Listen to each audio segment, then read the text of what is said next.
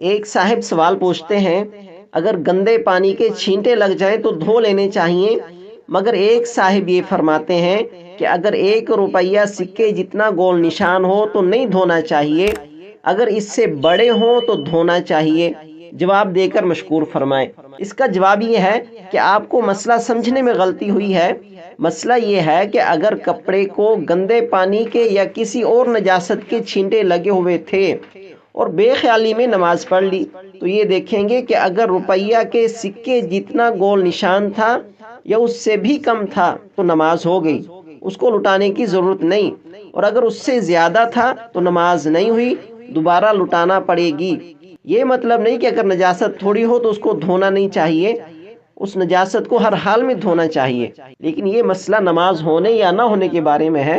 एक और साहिब सवाल पूछते हैं, आजकल के जदीद दौर की वजह से लैट्रिन में फरागत के बाद पानी इस्तेमाल किया जाता है और फिर वुज़ू कर लिया जाता है, मगर जब पेशाब किसी खुली जगह पर किया जाता है और इस्तिंजा के लिए मिट्टी के ढेले इस्तेमाल किए जाते हैं तो काफ़ी देर तक पेशाब के कतरे आते रहते हैं, तो फिर क्या पानी से इस्तिंजा कर लेना और वुज़ू बना लेना दुरुस्त होगा? हालांकि कभी गुमान है कि पेशाब के कतरे बाद में भी आए होंगे। इसका जवाब यह है कि जिस शख्स को ये मर्ज हो कि देर तक उसे कतरे आते रहते हैं, उसे पानी के साथ इस्तिंजा करने से पहले ढेले या टिश्यू का इस्तेमाल लाजिम है। जब इत्मीनान हो जाए तब पानी से इस्तिंजा करे।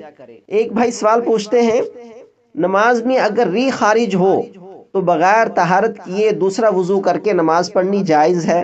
अगर नमाज के बगैर हालत में री खारिज होती रहे तो क्या तहारत वाजिब है, यानी इस्तिंजा वाजिब है, या सिर्फ वुजू करके नमाज पढ़ लेनी जायज़ है? इसका जवाब ये है, री सादिर होने से सिर्फ वुजू लाजिम आता है, इस्तिंजा करना सही नहीं। अलबत्ता अगर रीह के साथ नजासत निकल गई हो तो इस्तिंजा लाजिम है। यानी अगर सिर्फ हवा खारिज हुई है, हवा खारिज होने से इस्तिंजा वाजिब नहीं होता, सिर्फ दोबारा वुजू कर लेना काफ़ी होता है। अगर हवा के साथ थोड़ी बहुत नजासत निकल गई है तो फिर इस्तिंजा भी लाजिम है।